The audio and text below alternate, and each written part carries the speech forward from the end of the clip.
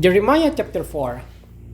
If you, Israel, will return, then return to me, declares the Lord.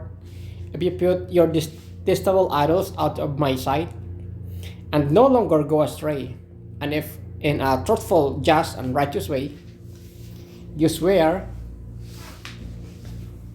as surely as the Lord lives, then the nations will invoke blessings by him, and in him they will boast. This is what the Lord says to the people of Judah and to Jerusalem.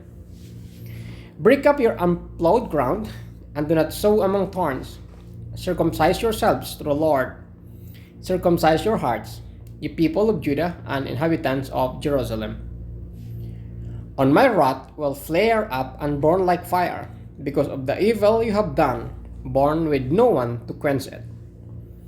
Disaster from the north. Announce in Judah and proclaim in Jerusalem, and say, sound the trumpet throughout the land. Cry aloud and say, gather together, let us flee to the fortified cities. Raise the signal to go to Zion. Flee for safety without delay, for I am bringing disaster from the north, even terrible destruction.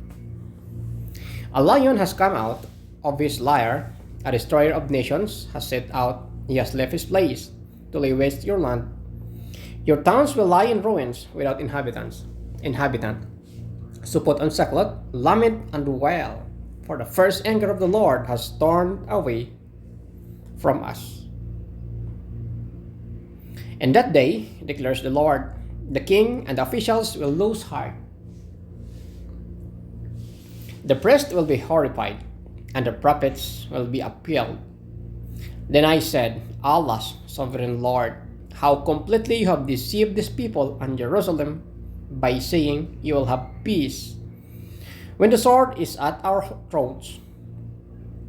At that time, these people in Jerusalem will be told, a scorching wind from the barren heights in the desert blows toward my people, but not to winnow or cleanse a wind too strong, for that comes from me. Now I pronounce my judgment against them. Look. He advances like the clouds, his chariots come like whirlwind, his horses like swifter than eagles. Woe to us! We are ruined. Jerusalem, wash the evil from your heart, and be saved. How long will you harbor wicked thoughts? A voice is denouncing from Dan, proclaiming disaster from the hills of Ephraim. Tell this to the nations, proclaim concerning Jerusalem. A besieging army is coming from the distant land, raising a war cry against the city of Judah. They surround here like men guarding a field, because she has rebelled against me, declares the Lord. Your own conduct and actions have brought this on you. This is your punishment. How bitter it is, how it pierces to the heart. Oh, my anguish, I writhe in pain. Oh, the agony of my heart pounds within me. I cannot keep silent, for I have heard the sound of trumpet. I have heard the battle cry. Disaster follows disaster. The whole land lies in ruins. In an instant, my tents are destroyed. My shelter in a moment. How long must I see the battle standard and hear the sound of the trumpet? My people are fools. They do not know me. They are senseless children. They have no understanding. They are skilled in doing evil.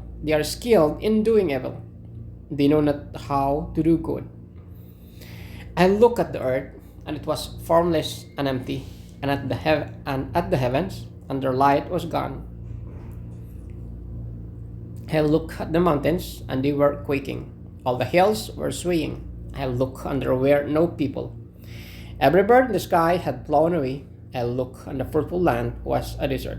All its own lay in ruins before the Lord, before his fierce anger. This is what the Lord says. The whole land will be ruined, though I will not destroy it completely.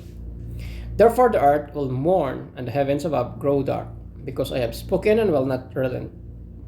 I have decided and will not turn back. At the sound of horsemen and the archers, every town takes to flight. Some go in the thick thickets, some climb up among the rocks. All the towns are deserted. No one lives in them. What are you doing, you devastated one? Why dress yourself in scarlet and put a jewel of gold? Why highlight your eyes with makeup? You adorn yourself in vain. Your lovers despise you. They want to kill you. I hear a cry as a woman in labor, a groan as of one bearing her first child. The cry of daughter Zion, gasping for breath, stretching out her hands and saying, Alas, I'm fainting. My life is given over to murderers. Mga pinupulot ako.